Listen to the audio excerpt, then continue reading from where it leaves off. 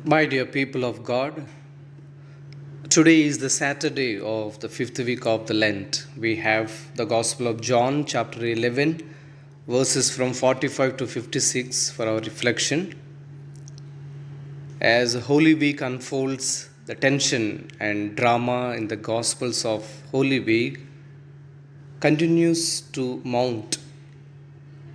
Today, some of the Jews excitedly approach the Pharisees and tell them that Jesus had raised a man, Lazarus, from the dead. Rather than being amazed at this news, it appears that this news was the last straw of the Pharisees. They had enough of Jesus. They needed to do something about this man.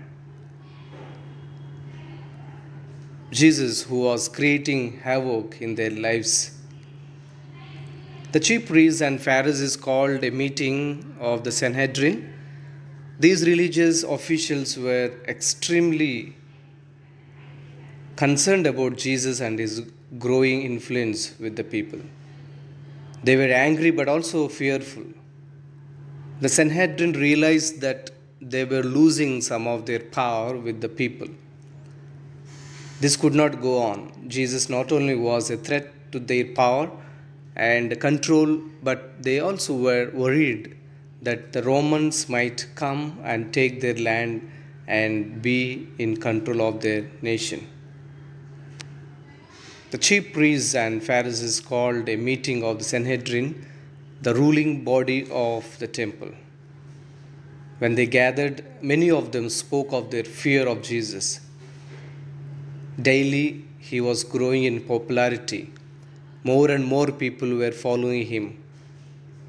The Sanhedrin realized that if they did not take immediate action, they would lose their power and influence with the people. In the course of this discussion, Caiaphas, who was the high priest, voiced that many of them were thinking Jesus had to die. There was no alternative. He was too much of a threat to their power.